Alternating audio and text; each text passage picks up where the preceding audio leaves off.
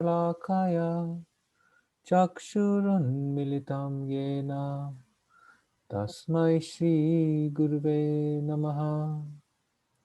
Shri Chaitanya Manobhishtam Stapitam Yena Bhutale Swayam Rupa Kadamayam Dadati Swapadantikam Vandeham Shri Guru Shri YuttapadaKamalam Shri Gurun Vaishnavamscha Shri Rupam Sagrajatam Sahagna Raghunatanvitam Tam Sajivam Sadvaitam Savadutam Parijana Saitam Krishna Chaitanya Devam Shri Radha Krishna Padan Sahagana Lalita Shri Vishakanvitamscha He Krishna Karuna Sindhu Dina Bandhu Jagatpate Gopesha Gopika Kanta Radha Kanta Namostute Tapta Kanchana Gaurangi Radhe Vrindavaneshwari Rishabhanu Sute Devi Pranamami Hari Priye Vancha Kalpatarubhyascha Kripa Sindhubhya Evacha Patitanam Pavanebhyo Vaishnavebhyo Namo Namaha Shri Krishna Chaitanya Prabhu Nityananda Shri Advaita Gadadhar Shivashari Gaura Bhakta Hare Krishna, Krishna Krishna, Hare Hare, Hare Rama, Rama Rama, Hare Hare. Hare Krishna. Hare Krishna Mataji. Hare Krishna Prabhuji. Thank you for joining in. It's been a long time since we've had your association, Prabhuji. Yeah. Prabhuji, I'd just like to request, can we record this session? Because we Yeah. have a YouTube channel and we usually put our Okay. speakers No on that. problem. Yeah, no problem. Thank you, Prabhuji.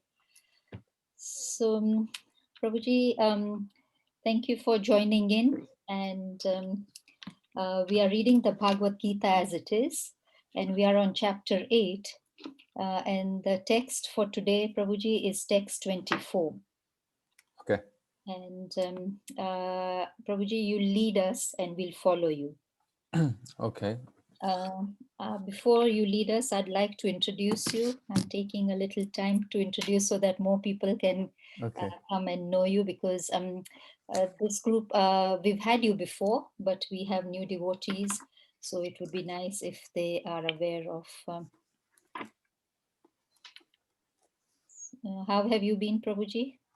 Yeah, good, thank you. London is still in lockdown, but they've let children go back to school, so that's nice. So my daughter started back at school on Monday, which was good. So no jogging now? still, last 3-4 weeks hasn't been so good, but I'm still trying, normally 2-3 times a week. Okay. Yeah. Okay, Prabhuji, I think we'll start, because if we don't start, then we'd rather have you talk to us for a longer time. Okay. Okay, so Hare Krishna, everybody. Thank you very much for joining in today. Today we have a very eminent speaker among us. Prabhuji, Kanchanabja Prabhuji has joined us from all the way from London. And he has been teaching Krishna consciousness philosophy for the last 16 years. And he's been doing that in various different universities and sanghas. After qualifying as a chartered accountant, certified chartered accountant, he went to India on a Bhaktivedanta Manor sabbatical program, where he spent 1 year then he spent 1 year at the Manor ashram to spiritually prepare himself for the corporate world. How fantastic. I wish I had that opportunity, Prabhuji. And I would really recommend that for everybody who I wish I stayed longer. Yeah, we can only wish what you have done. Yeah, I think when you get nectar, you don't want to leave it. So. Yeah. But Prabhuji has been working as a professional tutor for the last 10 years, and he's training graduates to succeed as chartered accountants. He's been locked down, but he's enjoyed jogging with his two daughters. And now they've gone to school. So, and all's going to be well. Okay, thank you very much, Hare Kirtika Krishna. Mataji. Thank you for introducing me. Thank you for giving me this opportunity to be with all of you. I'm very grateful. So welcome. Thank you, Pramila, Pralad, Avinash, Richa, Vishaka, and Ravi for joining in this evening. I'm very glad to be with you all. If it's possible, please switch on your videos. It'll be nice to actually see you. If you can't, no problem. But if it is possible, it'll be very nice if I do get to have your darshan as well. So, Hare Krishna, Avinash Prabhu. Thank you. So we are going into chapter 8, text number 24. So from what I know, Kirtika Mataji, just correct me if I'm wrong, I'm meant to speak for until about 8:40, is that right? Yes, Prabhuji. I mean, you can extend a little bit more if you haven't finished what you are discussing, and then we usually leave time for questions and answers. Okay. So if I go until 8:40 and then questions until 9 o'clock, that's okay? Then we That's finish fine. at 9? That's Yeah? fine. That's Okay, fine. fine. Okay, let's see how that goes. Wonderful. Thank you. So, chapter 8, text 24. And are you doing one text every day? Is that how you're doing this? Yes, Prabhuji. Wonderful. Welcome, Smita, and welcome, Shekhar. Nice. Thank you for joining in. Okay, so um, chapter 8, text 24 of the Bhagavad-Gita. Om Namo Bhagavate Vasudevaya. Om Namo Bhagavate Vasudevaya. Om Namo Bhagavate Vasudevaya. So, in the Bhagavad Gita, chapter 8, text 24, how do we normally do it? Do you normally do the Sanskrit, the translation and purport? Yeah? Yes, Okay. Prabhuji. So I just recite it and you follow, or I just Yes. do everything? How do you normally? You recite and we'll follow so that we can participate as well. Okay, great. Agnir Jyotir Aha Shukla Agni Jyotir Aha Shukla Sanmasa Uttarayanam Sanmasa Uttarayanam Tatra Prayata Gachanti Tatra Tatra Prayata Gachanti Brahma Vido Janaha. Brahma Brahma Brahma Vido. Vido Janaha. Okay. Translation. Do I do word for word or go straight to translation? Prabhuji, as you wish. We Okay. usually do word to word. Okay, let's do word for word. Agni, Agni, fire. fire. Jyotihi, Jyotihi, light. light. Aha, Aha, day. day. Shuklaha, Shukla, the white fortnight. the white fortnight. Satmasaha, Satmasaha, the 6 months. the 6 months. Uttara Ayanam, Uttara Ayanam, when the sun passes on the northern side. when the sun passes on the northern side. Tatra, Tatra, there. there. Prayataha, Prayataha, those who pass away. those who pass away. Gachanti, Gachanti, go. go. Brahma, Brahma, to the absolute. to the absolute. Brahma Vidha, Brahma Vidaha, who know the absolute. who know the absolute. Janaha, Jana, persons. persons. Translation by A.C. Bhaktivedanta Swami Srila Prabhupada. Those who know the Supreme Brahman attain that Supreme by passing away from the world during the influence of the fiery God, in the light, at an auspicious moment of the day, during the fortnight of the waxing moon, or during the 6 months when the sun travels in the north. Okay, please repeat after me. Those who know the Supreme Brahman Those who know the Supreme Brahman attain that supreme by passing away from the world during the influence of the fiery god during the influence of the fiery god in the light in the night at an auspicious moment of the day at the at the auspicious moment of the day during the fortnight of the waxing moon during the during the fortnight of the waxing moon or during the 6 months or during the 6 months when the sun travels in the north. when when the sun travels in the north.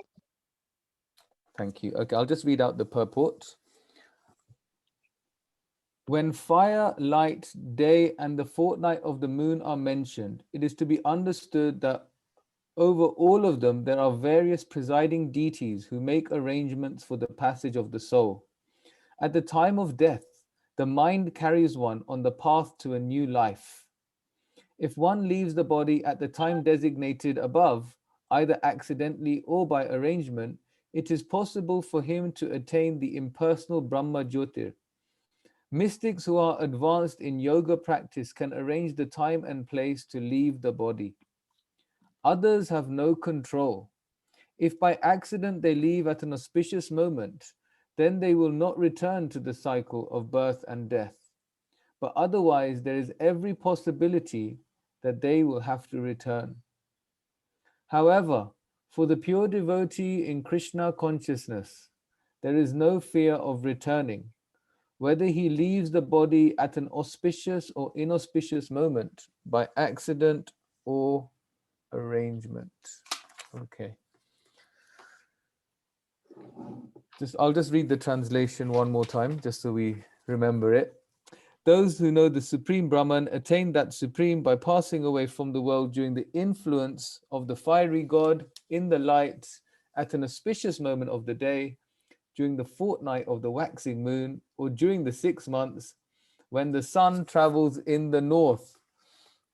So when we read this translation, it sounds a little complicated, doesn't it?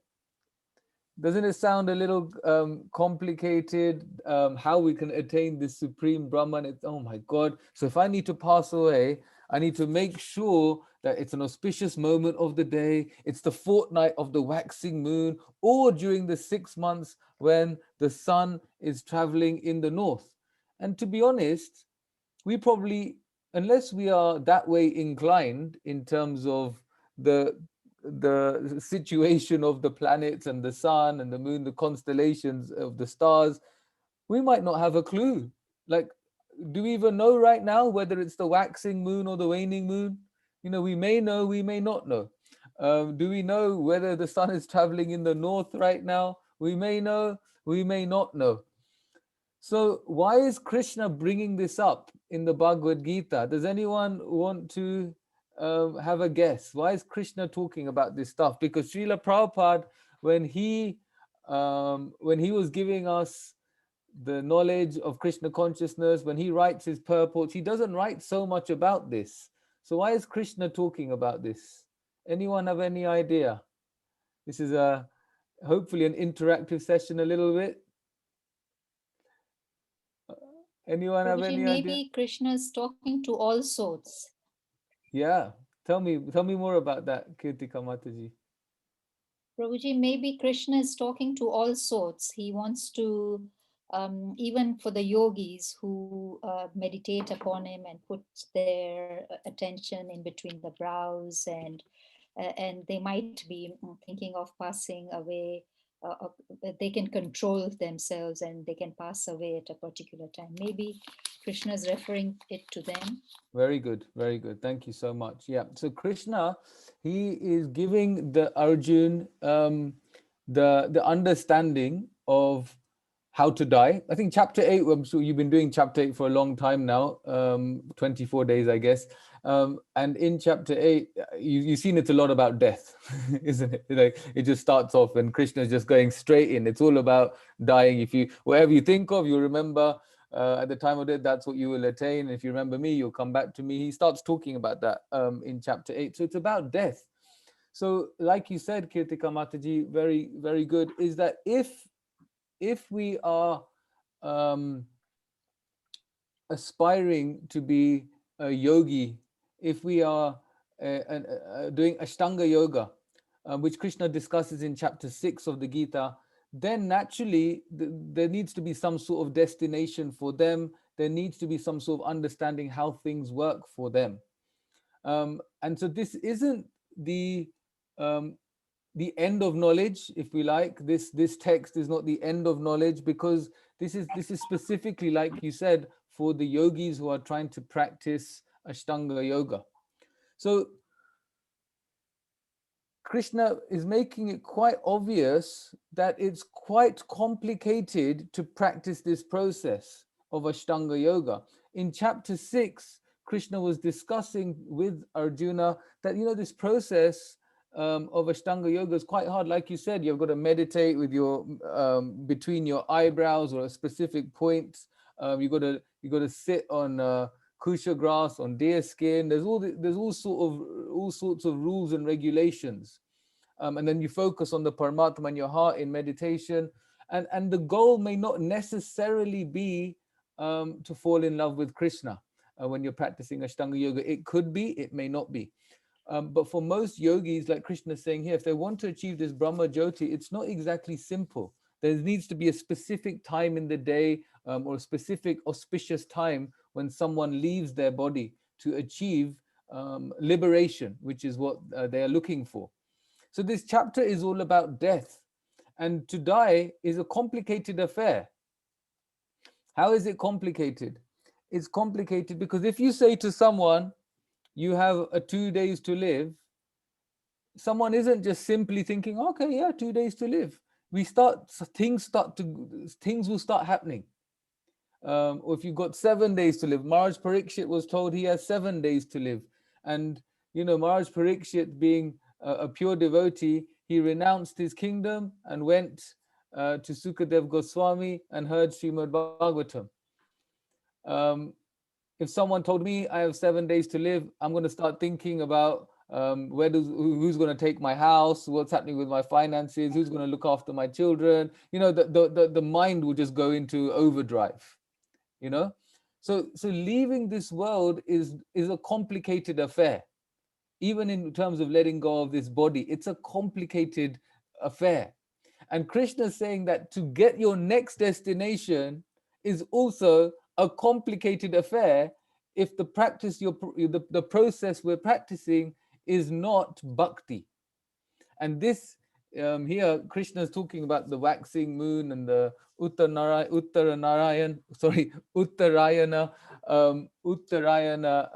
time of passing is a very, you have to be lucky in one sense to get that auspicious time. So as devotees of Krishna, we sometimes still forget that there is continuation after death. So here we can see that this verse is talking about attaining something.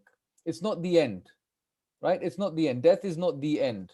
Sometimes, even though we know that death is not the end, we act as if death is the end. We act like death is the end. What's happening? We forget the philosophy when we are living our day-to-day lives. This is very natural. As devotees, we also forget this because we get caught up in our day-to-day affairs. There's so much going on. We have family, we have work, we have obligations, we have desires to fulfill. We have so many different things going on. We've got weddings to attend that we couldn't attend last year because of COVID. So, we got holidays to go to. There's so much we still need to do. We want to do things, So we forget that there's continuation after death.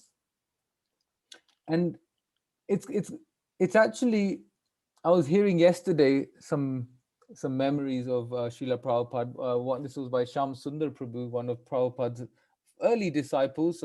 Shyam Sundar Prabhu joined in San Francisco. When Prabhupada first went to San Francisco, that's when Shyam Sundar Prabhu joined Srila Prabhupada, and he was assisting Srila Prabhupada as a secretary. He's the first, he was the first devotees that came to London along with a few others.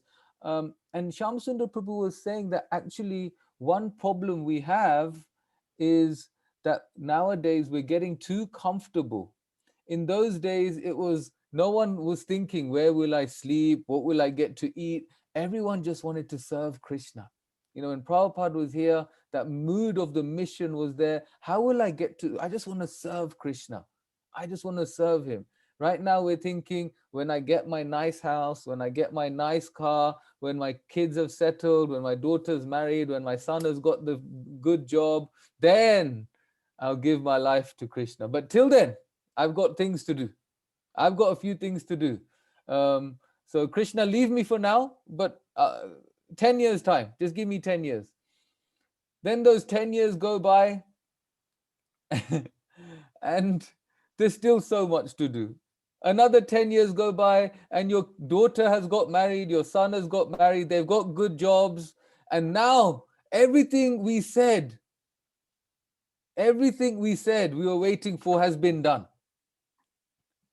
And then what happens? And then Mansi Ganga Mataji approaches you and says, now, come on, give your life to Krishna 24 hours a day.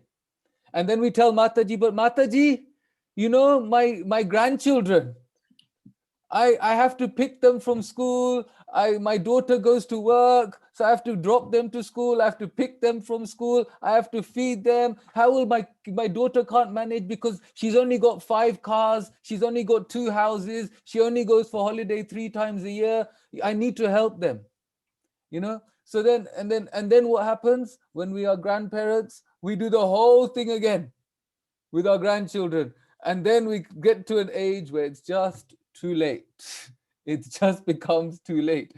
So at some point, we have to come to a realization, come to an understanding that Krishna, more and more as the years go by, we need to increase our commitment to Krishna, our desire for Krishna, our longing for Krishna. Because rather than trying to make bhakti more and more a part of our life, we should try and understand that this life we have is part of our bhakti. Our bhakti is a continuation maybe from previous lives. Maybe we're carrying on our bhakti, and next life, if we don't go back to Godhead, our bhakti will continue. And if we do go back to Godhead, our bhakti will continue. So bhakti carries on, and this life is a small part of our bhakti.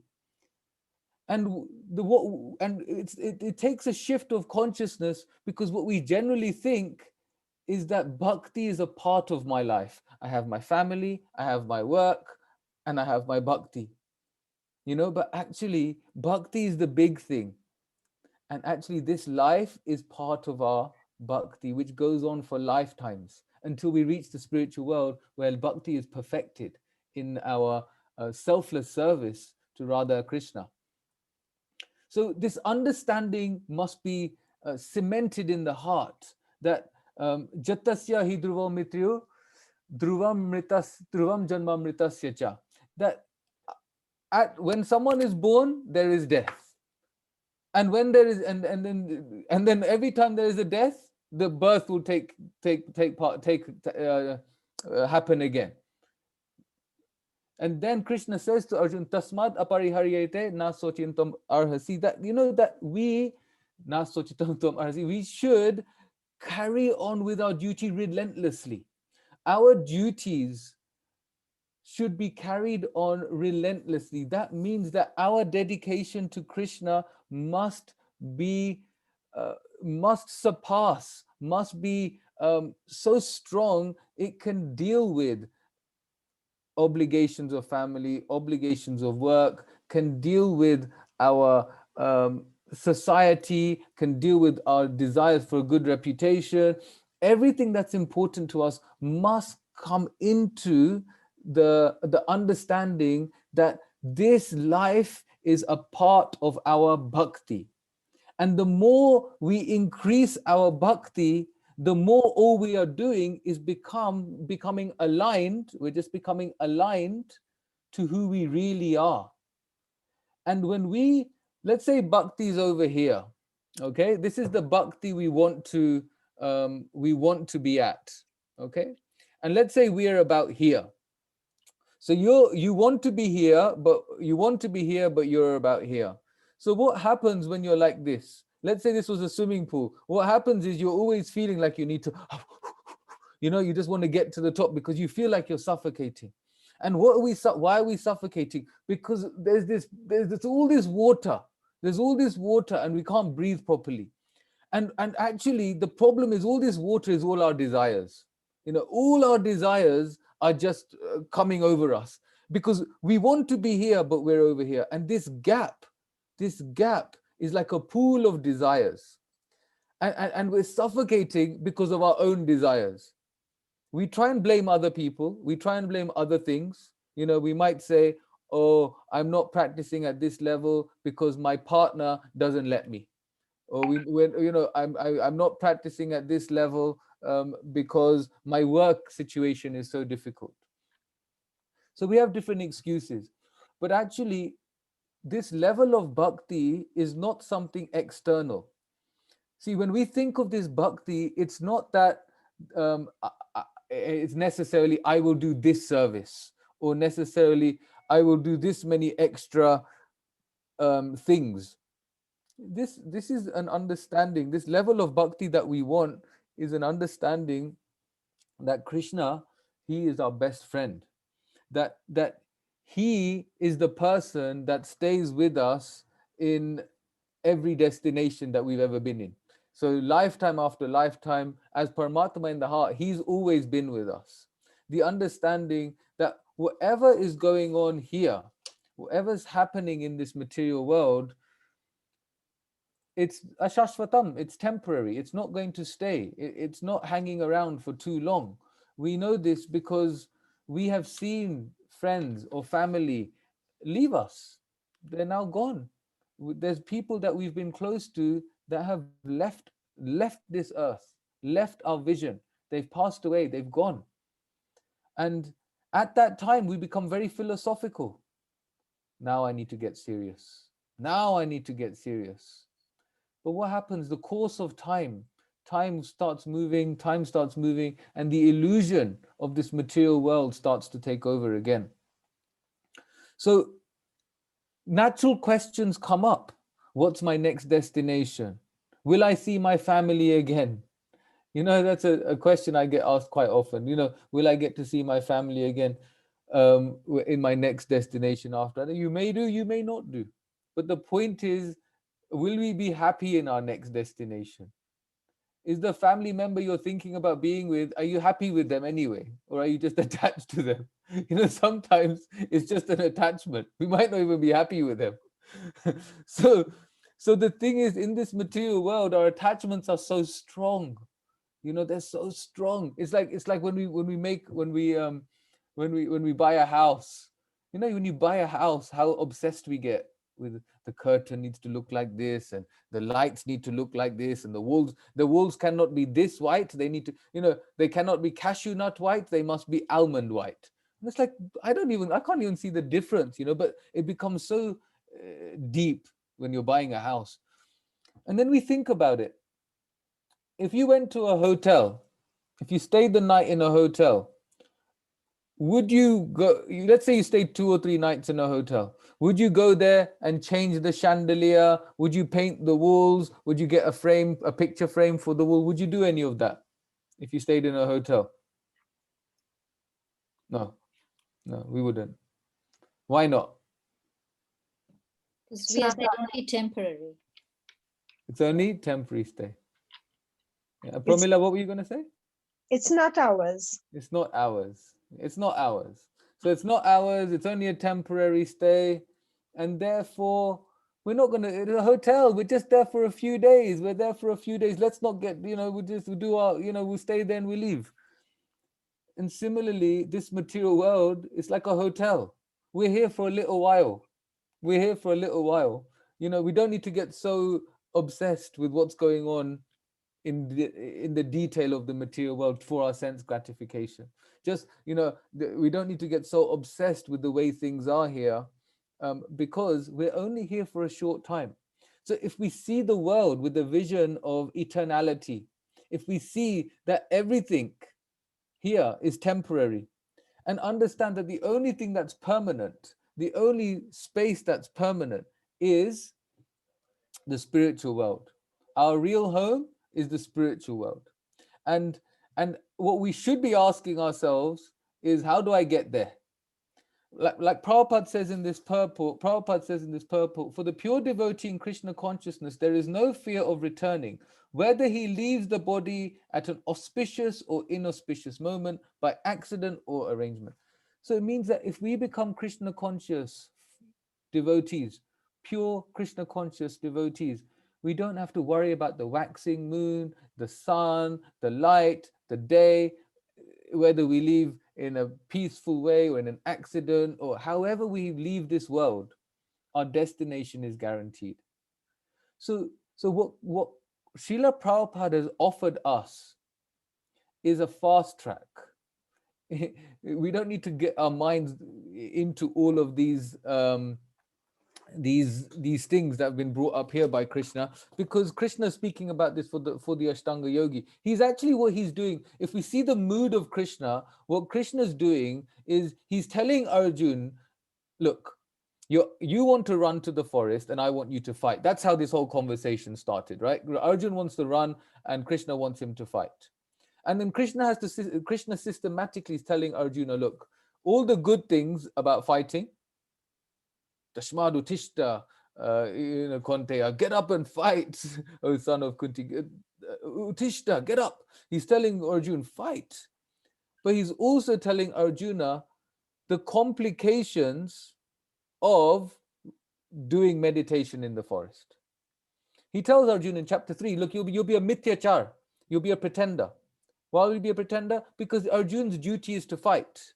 So if Arjuna is naturally a fighter, what's he going to do in the forest? What he'll do, because he's naturally a Kshatriya, what he'll do is when he's meant to be meditating, he'll see some injustice going on.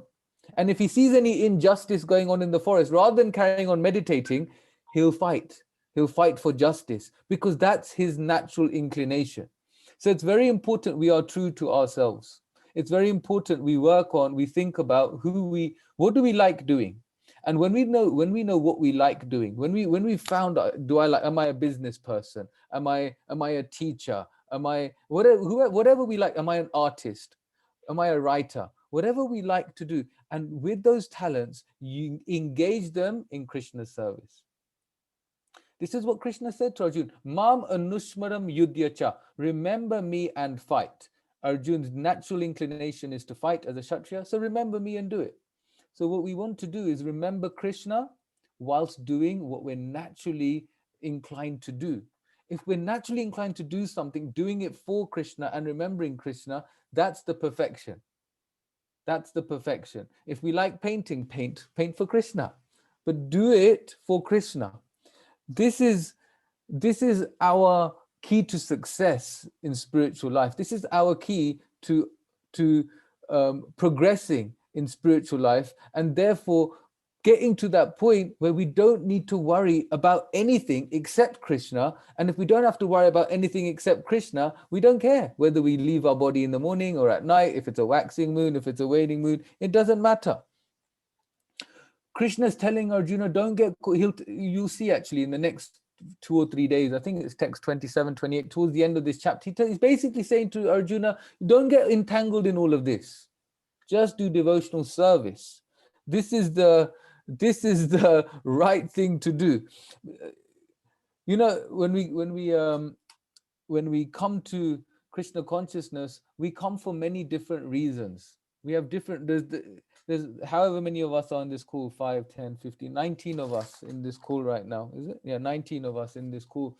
And we probably all joined, we all have a story, don't we? We've all got a story. How did you first come to the temple? How did you meet the devotees? How did you engage in service? Why you're still around? What you like about Krishna consciousness? You know, everyone has a do. Some people like to dance. Some people love prasadam. Some people love cooking prasadam. So some people love doing deity worship. Some people just love to read. They just love to read, and they're reading Bhagavatam and getting so relished in reading the Bhagavatam. Some people like to talk, and they want to talk to other people and engage them in Krishna's service because they're so convinced themselves. I remember in 2001, when I was in the Nairobi temple, I was dancing and dancing and dancing. And I remember Mansi Ganga Mataji said, and that time I was still half, you know, coming to temple, but still going to nightclub. And I remember Mansi Ganga Mataji saying to me, this is in 2001, 20 years ago. And I remember her saying to me that when you keep dancing here, you'll forget about dancing in those nightclubs. And I didn't believe her. Mataji, I never believed you. I just pretended I believed you, but I never believed her. But after some years, it's true, because then we lose the taste. But it was the dancing that attracted me, jumping up and down, dancing. And you know, I'd go to temple for Gora Arti, and then on a Saturday night, go Gora Arti, then go back home, get ready for clubbing, and then go out until 5, 6 in the morning, you know. And it's just because I used to like to dance, whichever way, it was just dance. But then after some time, when we dance for Krishna, when we do our natural inclination for Krishna, we don't feel like doing it for the material energy anymore. Why not? Because the material energy gives us no hope. There's no hope. There's no hope.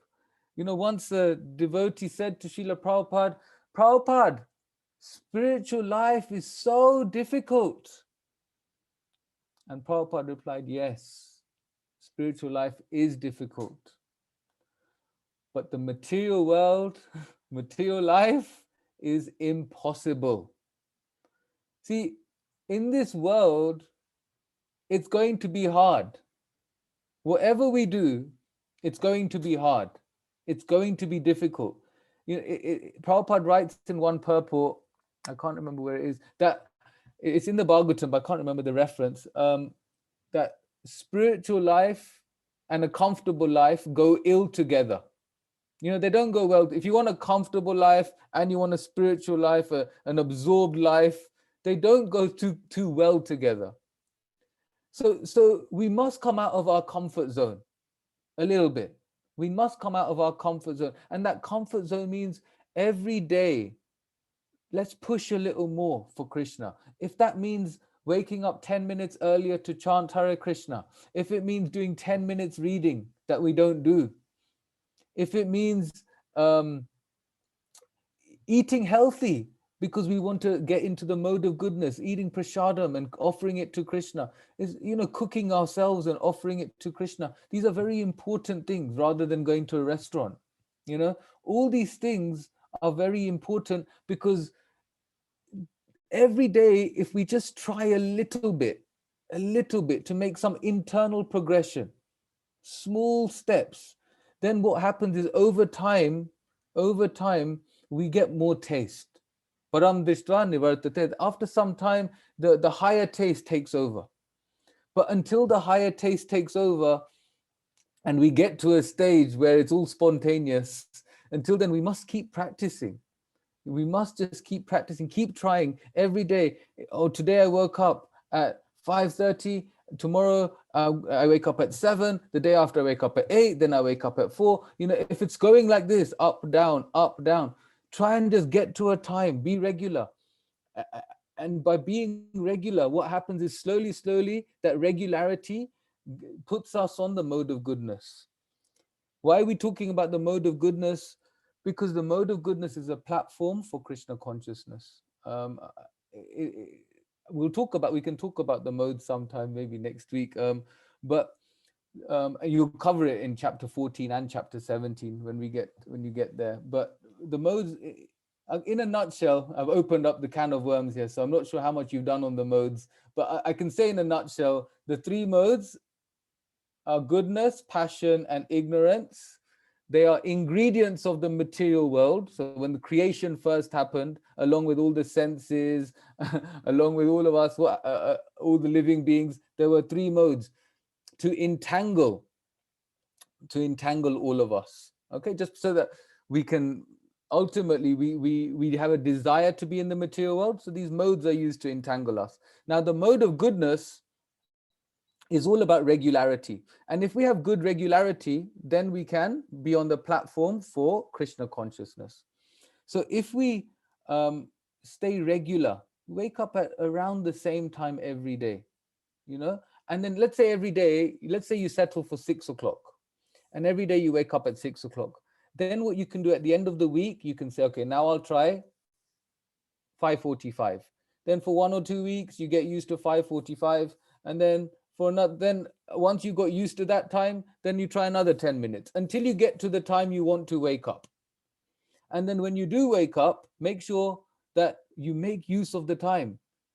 Because sometimes what happens, we wake up early, we switch on the phone, you go on a few WhatsApp messages, a few emails, a bit of Facebook, a bit of Twitter, and before you know it, Brahma Murta is finished.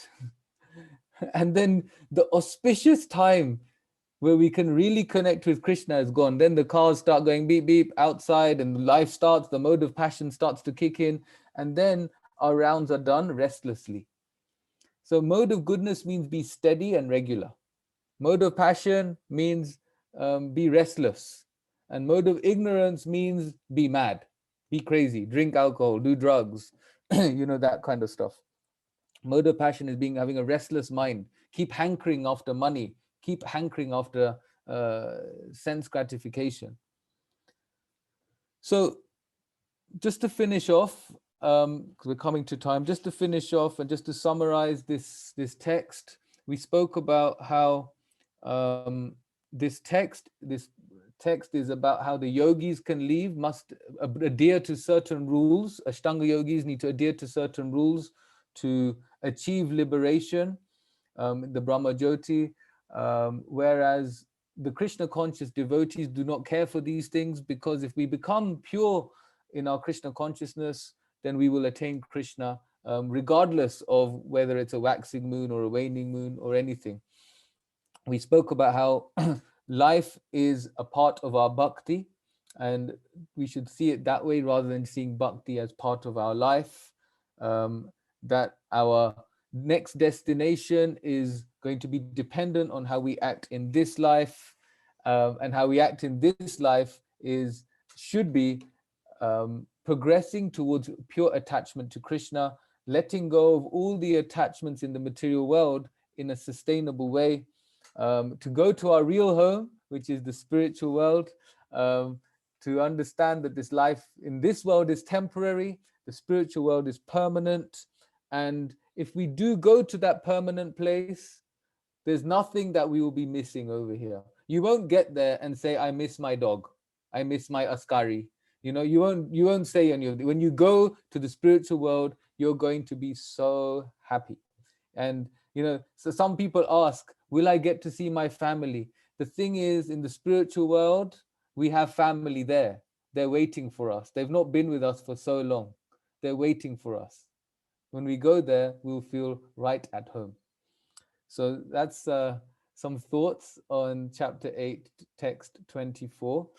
If anyone has any questions or comments or corrections, please feel free to, I don't know how Mataji you do it. Do you put it in the chat, or do they ask, or however you like to do it? We'll ask, because sometimes the questions are too long. So Pran Sure. Hari Prabhu has a question, but before we go on to the questions, Mansi Ganga Mataji is here, and I'd like to acknowledge her presence and offer our humble obeisances on behalf of everybody from this group. Mataji, Dandavat Pranam. Just cut it out, you know, I'm supposed to be here anyway. I'm the family, not a guest, okay? Haribol. Haribol, Haribol Mataji, thank you. Okay, Pran Hari Prabhuji has a question. Sure. Prabhuji, Krishna kindly Prabhu. unmute.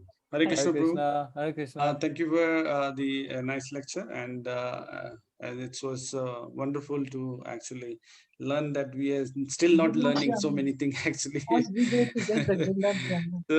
Prabhu, I have a big problem. It's basically like, as you mentioned, it's basically coming out of this material mode, like the passion and ignorance. So how do we come out from that, because every day we are struggling and every day this is killing us actually. So what is the easiest solution? So the easiest solution is how Krishna describes this is in the chapter 14 is we must become an observer. So to be in the mode of goodness, what it means is to become an observer. So what happens is, so when we're in the mode of passion and the mode of ignorance, ultimately the problem is we get angry, we get restless, we're not satisfied, we're chasing after money. Is these the kind of things you're speaking about, Pranahari Prabhu? Sorry? Is this the kind of things you're talking about? And when it Yes, comes, yes. yeah, mode of Yes, passion, yes. mode of, yeah. Yes, So yes, these are, yes, correct. yeah. So the thing is, the first step with all of this, and I think you've already made that first step, is recognizing that it's there. Yeah. So we recognize that, okay, fine. I have this. I have this desire. I'm in this mode, and what that means is like, what's the reason my alarm goes off in the morning? We can ask ourselves, what's the reason my alarm goes off? Do I set the alarm so I make sure I'm in time for work? Or am I setting the alarm so I can chant some rounds before I go to work? It's all these different things that we need to, we can start thinking about. And so that's one thing, like, why do I wake up in the morning? First thing, that's the first question we can ask ourselves. What's the reason my alarm goes off in the morning? What's the first thing I want to do when I wake up? And then once I've woken up, do I observe? So coming back to being an observer, you see, throughout the day, so many things are happening. And if we are not regular, so if we're not regular, then everything that happens every day, what happens is we become very reactive to every situation that comes. So, something happens at work, you react.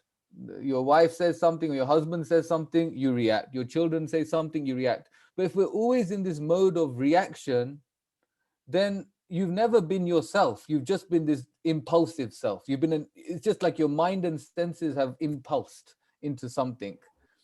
So what's important is that, like Krishna says in chapter 3, there's the senses, above the senses is the mind, above the mind is the intelligence, and above the intelligence is the soul. So what is good is to try and separate the intelligence and the soul from the mind and the senses. So if you have the mind and the senses here, and you've got the intelligence and the soul over here, then what you want is from a power above to control these mind and senses, which are like this. But if you got something strong here, it can control it. Okay, it can control this. If the mind and the senses have not got enough distance from the soul and intelligence, it becomes like this. It just becomes a bit crazy. So what we want to do, being an observer, with our soul, with our intelligence, we should observe how the mind is reacting.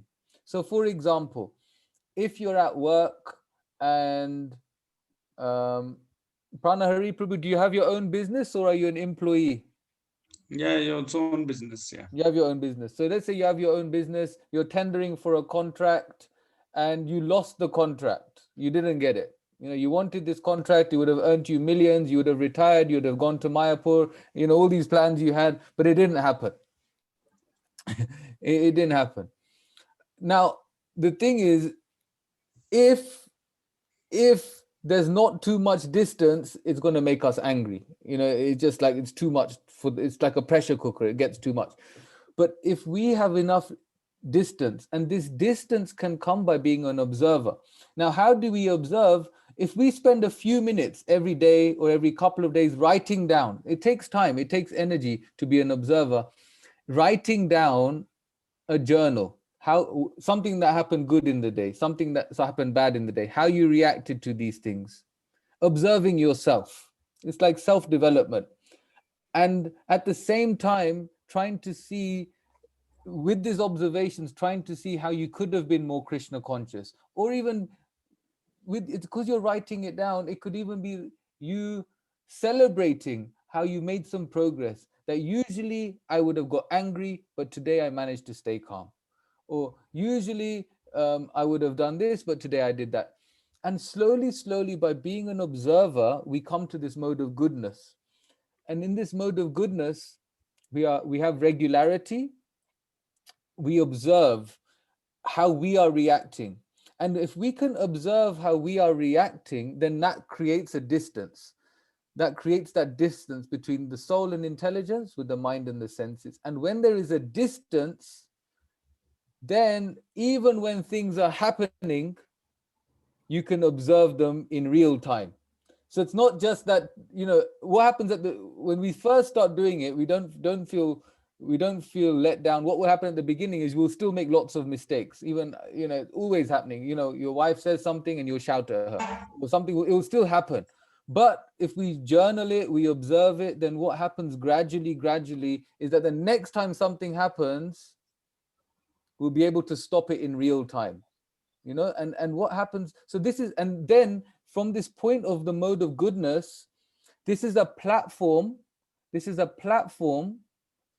to Krishna consciousness. Because from the mode of passion and the mode of ignorance, it's not really possible. And a real big problem actually for us devotees is when we're trying to practice Krishna consciousness from the lower modes. It's just actually it's like quicksand. You try going up, but then you come back down because of the lower modes. So to associate with the higher modes, to associate with the mode of goodness, it's regularity, observation, trying to improve, eating good, healthy prasadam. These are the things. And this is all in, if you read chapters 14 and 17, even if you read through these translations, everyone, it's a really good idea. Chapter 17 especially, Krishna gives really good ideas of mode of goodness. I hope that helps, Pranahari Prabhu. Yes. Thank you very much. A nice explanation. Thank you very much. Thank you. Hare Krishna. Thank you. Hare Krishna. Are there any other questions or comments? Till you are still thinking, maybe I can ask Prabhuji, especially on the same question, to elaborate a little bit. So when you become an observer, don't you get into a phase of being in inertia or probably laziness, then saying that, okay, I'm not going to react to this? Will there not be chances of you just being there and not with your mind and what you are supposed to do with the karmas you are supposed to do? So just to understand your question, are you saying that by being an observer, I won't react at all to anything, and I'll be very passive when I should actually be doing something? Is that your question? Yes, Prabhuji. See, being an observer, yeah, good question. Thank you, Mataji. It's not about being passive. It's more about, see, let's say it was a situation where you normally get angry, right? So we're not saying to be, we know that being aggressive in your reaction is not helpful for anyone. We also know that, and then what you're saying, and I'm just trying to make sure I've understood your question. So are you saying if I just be passive, then it's kind of like I won't say anything, but then at the same time I'm not dealing with it, I'm just escaping? Is that your question? Yes. Won't Yeah, we so run into that risk? Yeah, that's a good point. A very good point. So that's also not recommended, because then you just bottle things up, and then what you will do, instead of displaying aggressive anger, you'll display passive anger. And generally, see, like when King Dashrath went to the sulking chamber and he saw KK in that chamber, she wasn't saying anything at the beginning. She was just sulking. So this is passive anger. And then after some time, she did her aggressive anger. You see, so what happens? The anger is still there. It's just displayed in a different way. So passive anger would mean, okay, I don't say anything, but then I'll just do other things that is displaying anger in a silent way. So what we do by becoming an observer is recognize our feelings. Maybe we don't react at that moment, but we will be assertive. So it's the halfway house. We're not going to be aggressive. We're not going to shout our head off. We don't want to say nothing. Let's say someone's done something very bad. You can't just say nothing, especially if you've got let's say you've got a service and your service is to look after children, and one staff member is abusing the children. You can't just be passive. That's like what Arjun's trying to do in the Gita. He's trying to run away. So we've got a service. We've got to be assertive. We've got to do, and you might even need your anger at that point, because the example I gave is quite strong. So it doesn't mean being passive. It means being assertive. And what happens by being assertive is you say what you want to say, but in a thought out way. It's basically this. Mode of goodness means think before you act. Mode of passion is you act before you think. And mode of ignorance is don't act and don't think. But mode of goodness is you think first. Observe, think about it, and then act. The action must also be there. So Arjuna, what did he do? He did mode of goodness. He was in the battlefield. He stopped. He thought, do I want to kill my family? He took shelter of Krishna, and then he decided for himself, I want to act in this way by then engaging in the war. So it's not about doing nothing. It's not about being aggressive. It's about being assertive, doing the right thing, but making sure we've thought about it carefully. One other thing I think is really important is we shouldn't come to ISKCON and think that I no longer need to think. We still need to use our intelligence. We still need to think. We still need to really engage. And the best way to make sure we keep thinking is to engage in reading Srila Prabhupada's books. Because if we read Srila Prabhupada's books, we'll have to think, because Prabhupada's books makes us think. It's so dynamic.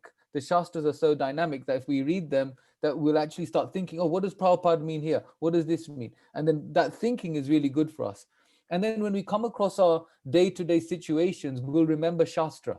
And when we remember Shastra, the best thing that happens to us is that we're able to see the world in the realm of eternality. We're able to see everything in the vision of eternality. And if everything's seen in the vision of eternality, everything in that vision, then actually a lot of the small things we'll be able to let go of.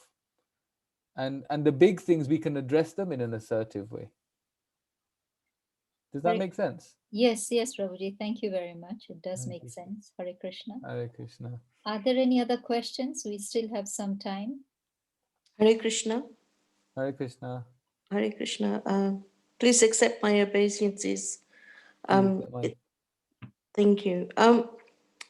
Just out of curiosity, this verse that we just read. So if somebody is pious, a good person, but not a devotee, or and they pass away just by chance in a good time, do they get another life as a devotee, or? Yeah, it's a good question, Smita. The thing is that these things are very multi-dimensional. It's not like it's not like if I work for 10 hours, I'll get this many shillings, or if I do this, I'm going to get that. It's not like when it comes to leaving your body and what destination, there's so many things. There's your karma, there's your desires, and there's the Krishna factor. There's lots of different things that are coming into that. Now, if we're pure devotees and all we want is Krishna, we're going to go to Krishna. But if it's anything other than that, then it's a mixture. And that mixture is so hard to actually work out for us. So here, he's talking about, this particular verse is talking about Ashtanga Yoga. So if you go, or a Jnana Yogi even, they're doing some sort of yoga, they're doing some sort of they're trying to connect with Krishna, or they're trying to connect with the Supreme somehow. They're trying to practice some sort of austerity, some sort of renunciation, and come to a higher point.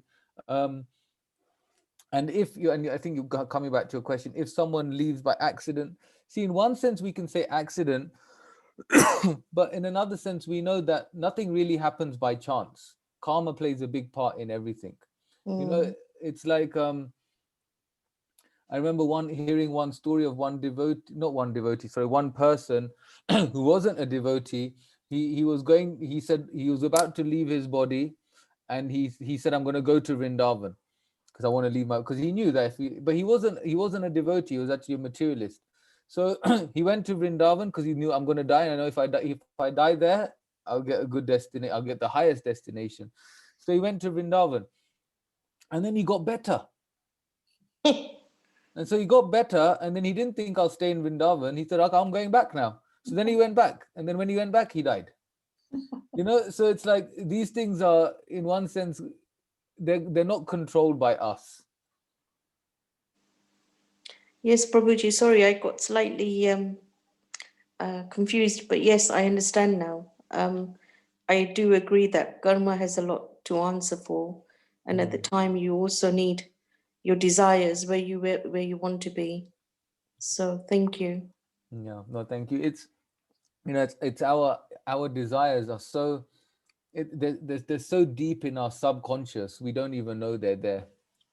There's one devotee who was saying, I heard a story of a devotee. He was in the Ganga, and he was in Mayapur. He went for a swim in the Ganga, and then he started to drown. And as he was drowning, you know, you think about it, I'm in Mayapur, I'm in the Ganga, you know, the destination just sounds wonderful, you know, after, if you're going to die like that. But then he said that I was just thinking of, I saw all these bubbles. And when I saw these bubbles, all I could remember was a TV advert for washing up liquid from many years before. So all these desires that are there, and this was when he was drowning, you know. So it's like we don't even know how much we don't want Krishna. You know, we don't know how much we don't want him. There's so much within us. We have like it's like this.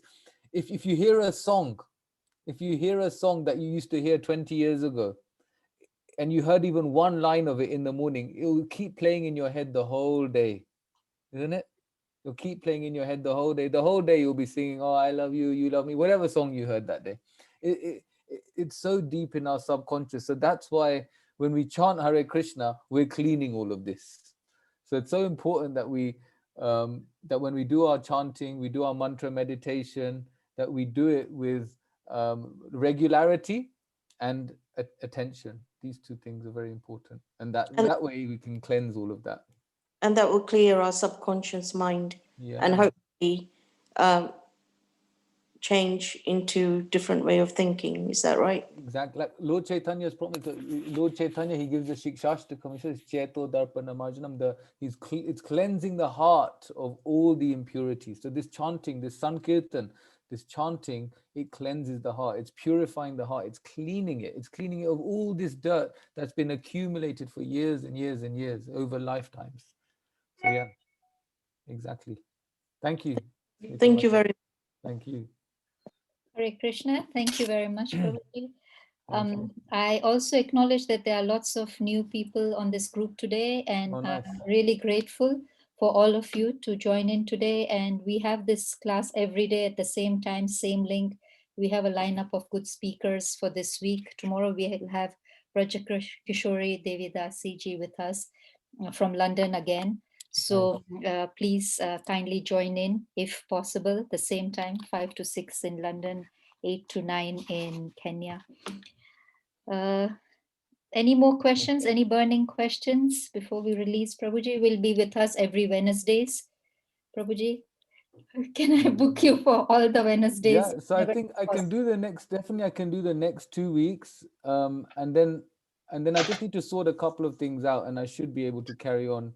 I just need to, it may have to be every 2 weeks on a Wednesday, because I think the thing in London, the clocks go forward. Yes. And then every other week I have something at 6 p.m. So then I might have to do every other week in April onwards or something. At least we have you for next Wednesday. Yeah, definitely next week I'll be here. Next two Wednesdays. Next 2 Wednesdays, yeah. Next 2 Wednesdays. Kanchanabja, can I take leave because there's Shrutida's program also? Yes, we are just now unmuting ourselves and chanting Hare Krishna Maha Mantra to glorify Prabhuji. Hare Krishna, Hare Hare Krishna, Krishna, Hare Krishna, Krishna Krishna, Hare Hare Rama, Hare Rama, Rama Rama, Hare Hare. Thank you very much. Hare Vancha Krishna. kalpatarubhyascha Kripa sindhubhya eva Evacha Patitanam Patitanam Pavanebhyo Pavanebhyo Vaishnavebhyo Vaishnavebhyo Namo Namah. Prabhupada ki. Jai. Thank you. Hare Thank you Krishna. so much. Prabhu Well ki done. jai. Jai. Hare Krishna. Hare Hare Krishna. Krishna. Hare Very nice class. Hare Thank Krishna. you. Thank you. Hare Thank Krishna. you, Prabhuji. Thank you. Hare Thank Krishna. you. Thank you very much. Thank Yes. you. Hare Krishna.